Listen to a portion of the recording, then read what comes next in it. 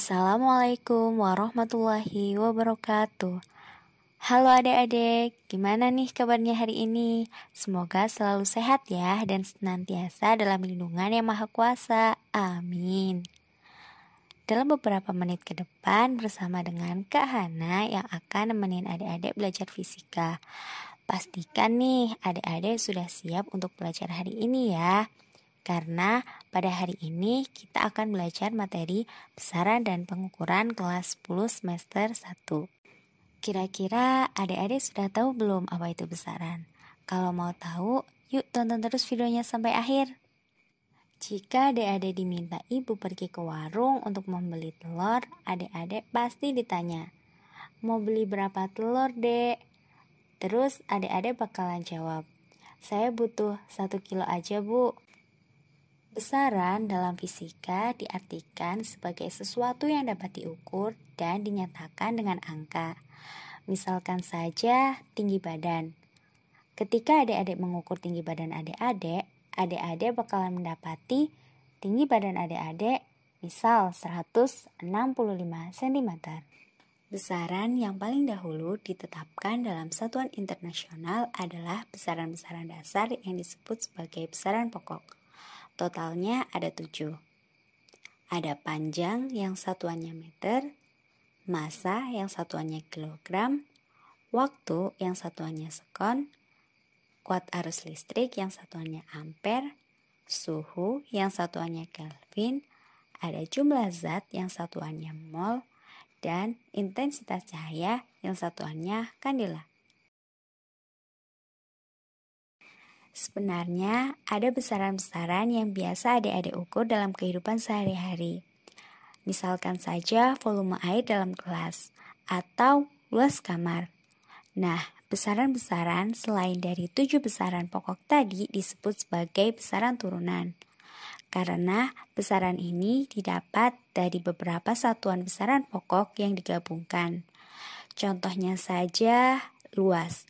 Luas adalah turunan dari besaran panjang karena rumus luas adalah panjang kali lebar. Berarti satuannya menjadi meter kali meter dan hasilnya meter persegi. Selain itu, volume juga merupakan turunan dari besaran panjang. Karena rumusnya adalah panjang kali lebar kali tinggi. Berarti satuannya menjadi meter kali meter kali meter, menjadi meter kubik. Nah, sekarang gimana dengan besaran kecepatan? Coba deh kalian tentuin sendiri turunan dan satuannya. Tapi, kenapa ya besaran harus dinyatakan dengan angka? Kenapa tidak menggunakan kata sifat saja? Ternyata kita tidak bisa menggunakan kata sifat untuk mengukur besaran karena kata sifat itu terbatas. Saja ballpoint ini. Ballpoint ini kecil. Kelas ini besar. Sekolahan ini lebih besar. Kota ini sangat besar. Pulau ini sangat-sangat besar. Lalu bagaimana dengan negara, bumi, dan sistem tata surya kita?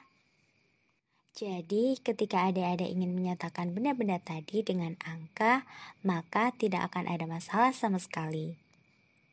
Lalu Kak, apakah ada besaran yang tidak dapat diukur?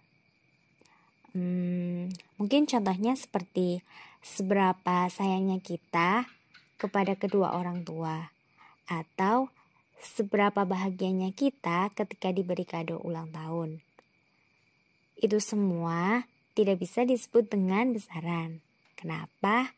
Karena semua itu tidak dapat diukur dengan angka. Setelah kita tahu pengertian dari besaran, terus apa ya pengertian dari satuan? Coba deh adik-adik bentangin tangan adik-adik kayak gini. Jarak dari siku ke ujung jari tengah dikenal sebagai 1 hasta. Di Indonesia ada satuan yang namanya jengkal, yaitu dari ujung jempol sampai ujung kelingking. Depah dari ujung tangan kanan sampai tangan kiri. Di Inggris pada abad ke-12 ada satuan panjang yang dikenal dengan yard, yaitu dari ujung hidung sampai ujung jari telunjuk. Lagi-lagi ukurannya dari bagian tubuh manusia ya. Pastinya kan beda-beda setiap orangnya.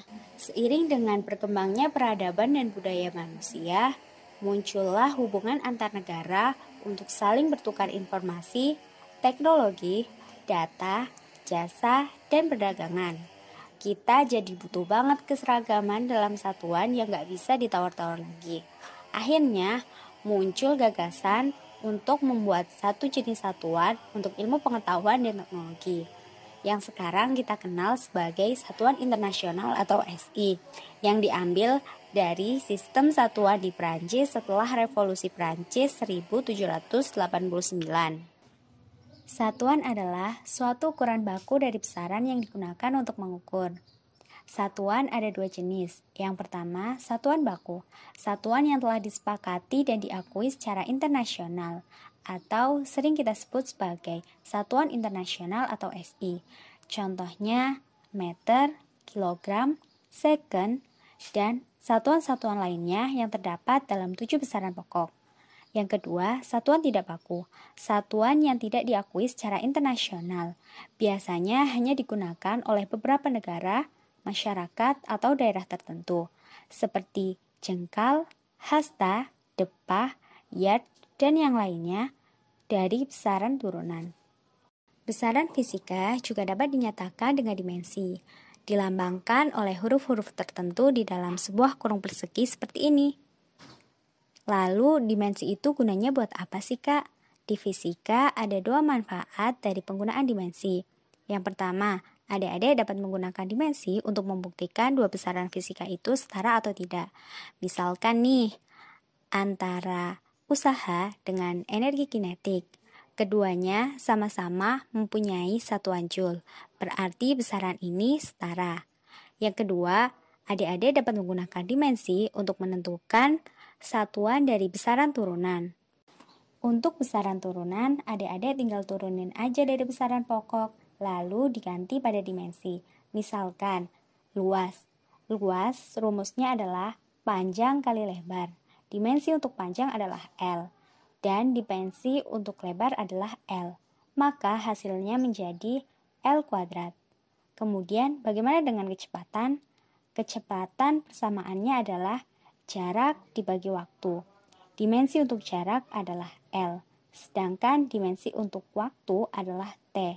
Maka hasilnya menjadi L per T atau L T pangkat min 1. Itulah tadi pembahasan singkat tentang besaran, satuan, dan dimensi. Untuk mengetahui sudah seberapa jauh pemahaman adik-adik tentang materi ini, silahkan jawab pertanyaan berikut.